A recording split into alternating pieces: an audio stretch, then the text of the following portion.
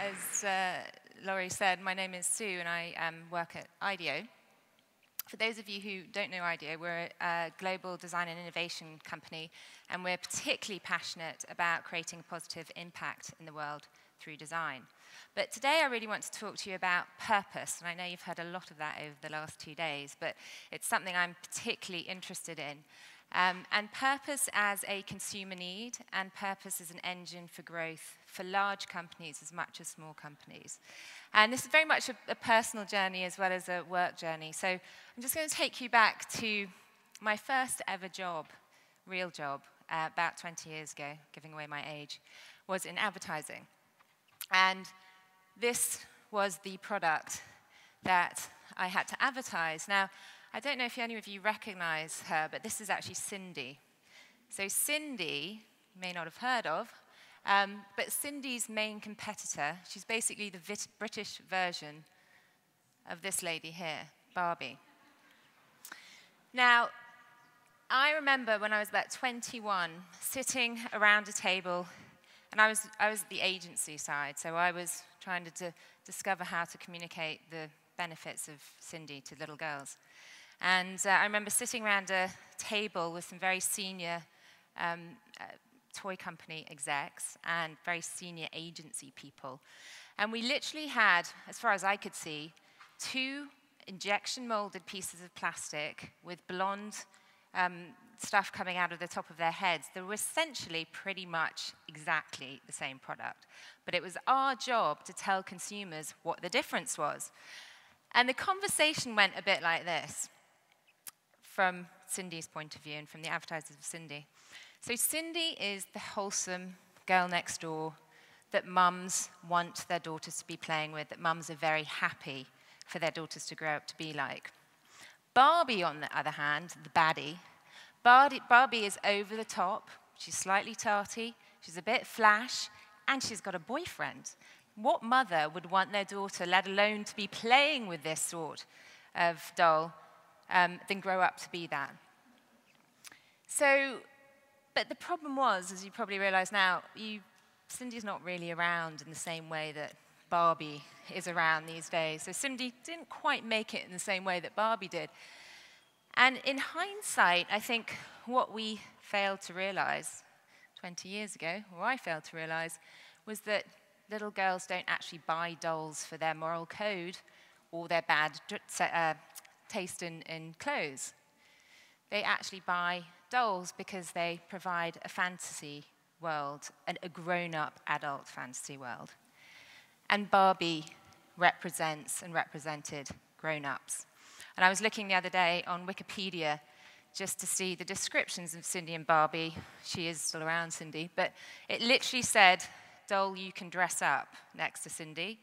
Barbie had 10 careers. She'd broken up with Ken. She was about to turn 50. And she had this entire grown-up world that actually little girls were buying into. And the reason this is important with hindsight is we see this every day, is that often companies are vulnerable to disruption because they don't realize the business that they're really in from their consumer's perspective. Yeah?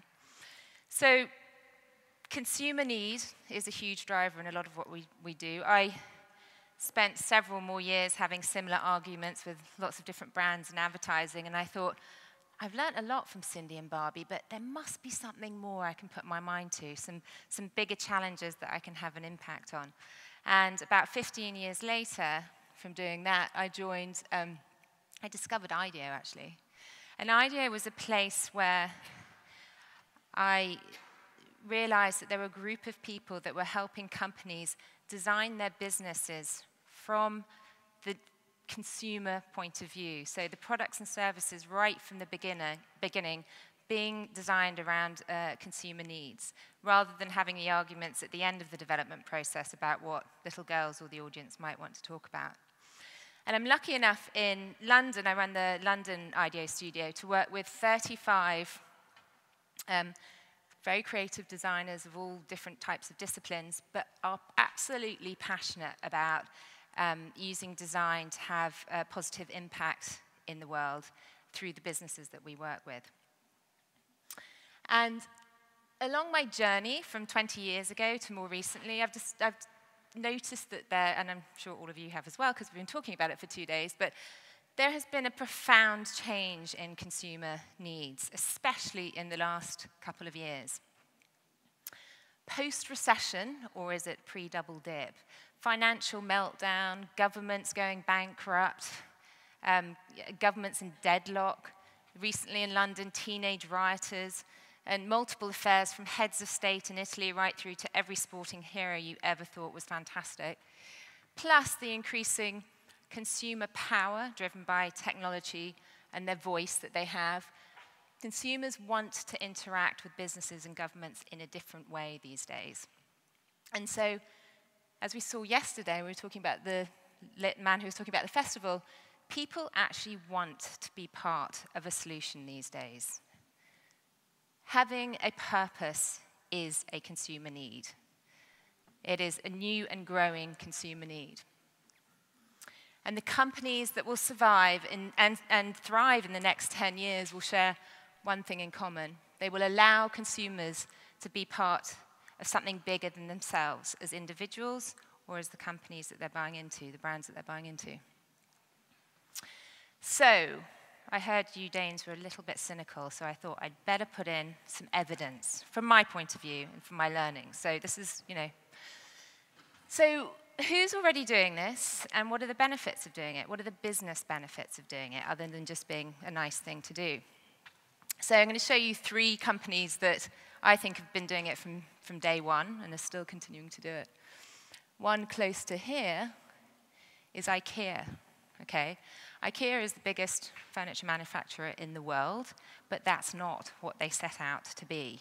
What they set out to be is a company that made great design affordable for the many. And that was from day one to now, that's still their purpose. And guess what? Consumers really like it. That's what's made them the largest furniture company in the world. So there is a benefit to having a clear purpose that people can buy into, and that is consumer choice, which will drive growth.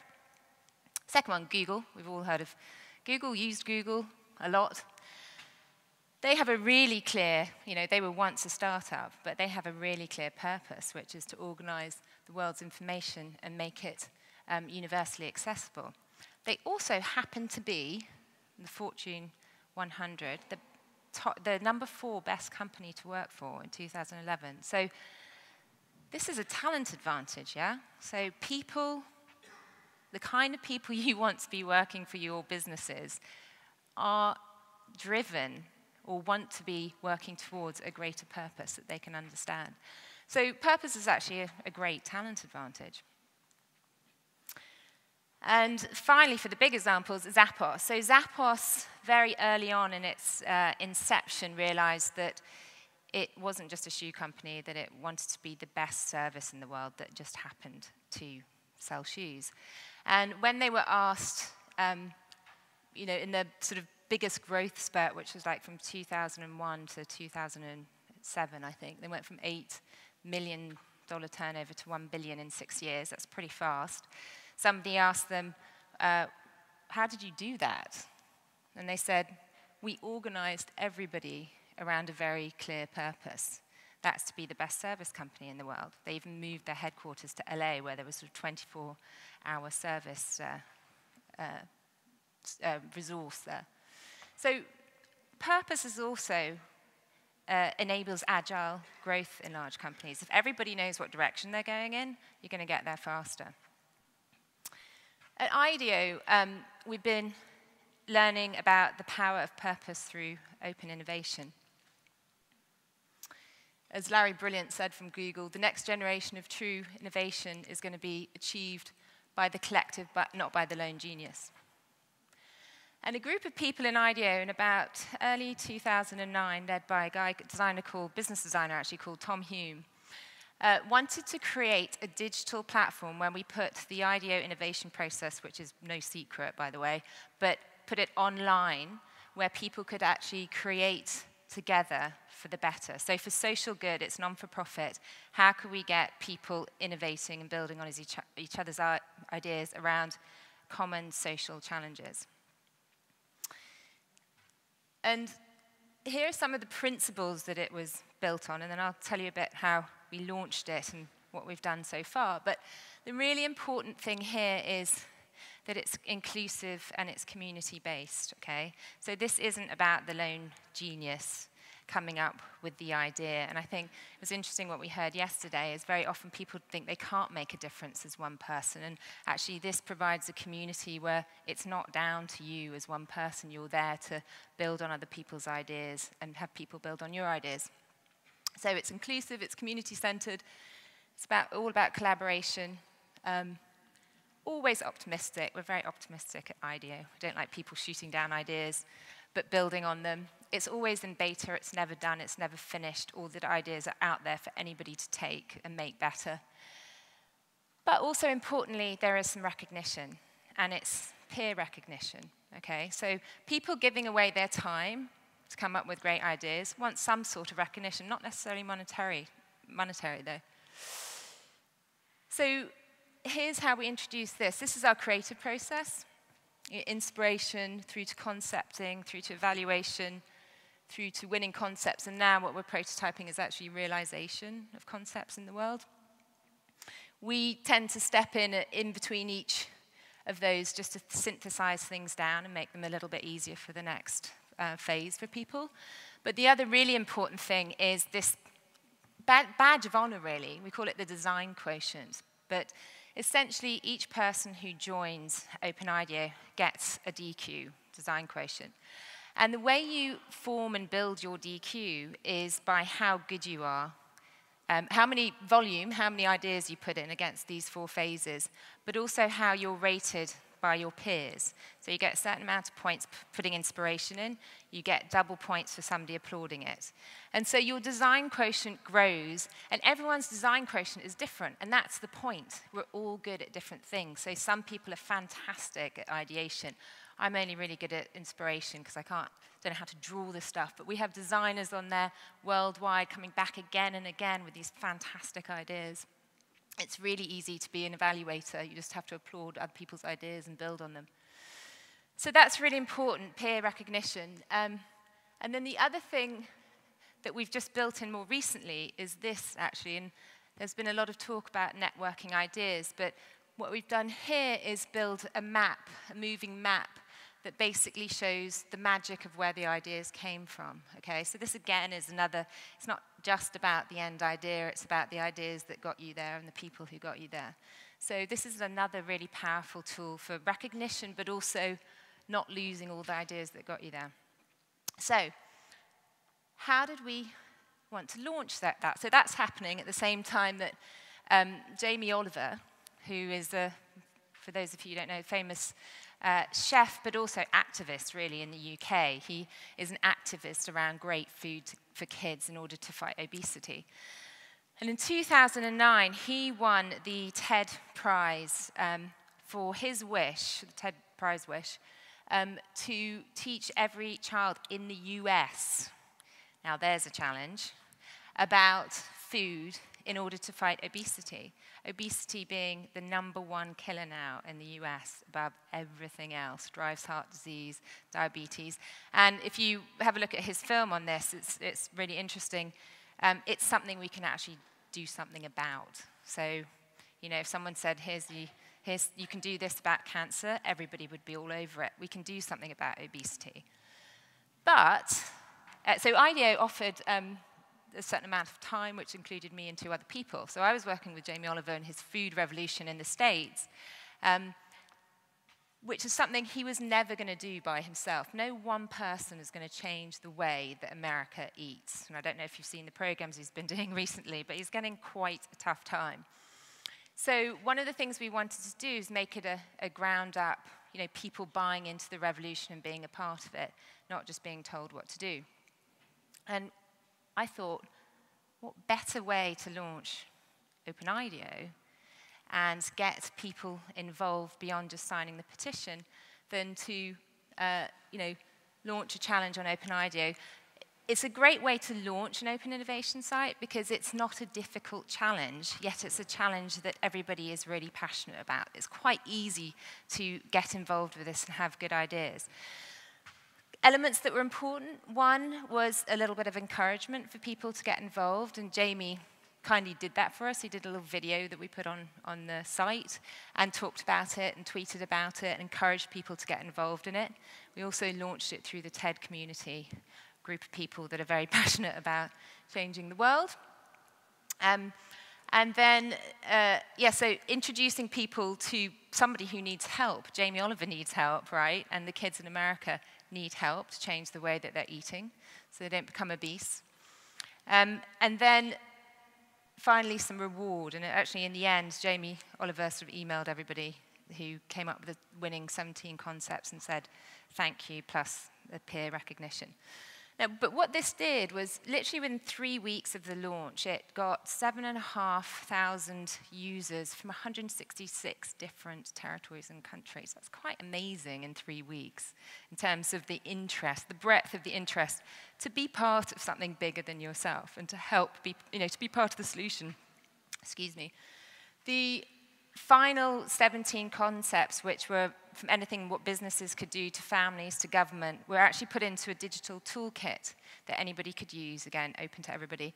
And Jamie put that on his site when he launched the Food Revolution site as a, that's great, you've signed the petition now, here's some tools, here's the next thing to do to help get kids engaged in food and fight obesity. So that was the launch of it. And in terms of showing that purpose is a consumer need, I mean, the response to this and the engagement in this is kind of starting to demonstrate, I think, that. And people spend, now we have 18,000 community members across even more countries, but people spend an average of 4 minutes, but they spend up to 4 hours on the site at any one go. And that is really giving away your time to a bigger solution. It shows a passion there. Just 2 other examples, just to kind of demonstrate how big existing companies can start to live up to the purpose, whether they were born with it or whether they've agreed it more recently. But Unilever, very large international company, teamed up with WhatsApp, which is water sanitation for the urban poor, to tackle a really big global challenge. And that is that 1 billion city dwellers globally don't actually have access to sanitation in their own homes. So this is an interesting challenge. This is a big challenge. And Unilever's overall purpose is around creating a better future for people every day. So this ties up nicely. This is a better future, sanitation. And the interesting thing about having a partner is it adds expertise, but it also brings in a different audience onto the innovation platform. Lots of ideas came out of this. The winning idea that's being prototyped at the moment in a city called Kumasi in Ghana, which has a population of about 2.5 million people. Under 20% of people there have a toilet in their home. So they're already paying to go to public toilets. And the idea, the sort of winning concept, was a franchisee idea that Unilever would develop, manufacture portable toilets, train locals to basically rent portable toilets to locals and then charge them a weekly or monthly fee to pick up the waste. And then eventually, as they grew their business, they could buy the toilets.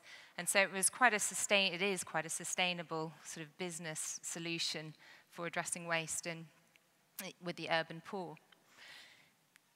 Now, that's good, that's all great, that's, creating a better future every day, but what's the business opportunity here for Unilever?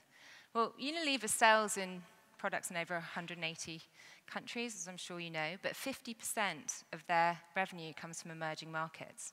And they believe that if they can make people happier, healthier, and more prosperous in emerging markets, then they're going to be more likely to buy their products.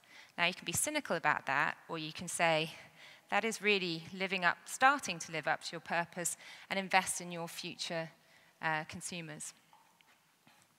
Finally, on Open IDEO. And the other thing, this is a quote from the Unilever client. It also helps you be really nimble. So they did, in a couple of weeks, what had taken them internally sort of 9 months to try and wrangle around. So it's a good way to be more nimble as a company.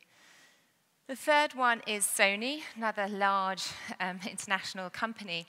And they wanted to basically use technology as a way to create a sustainable future and get people to build that with them.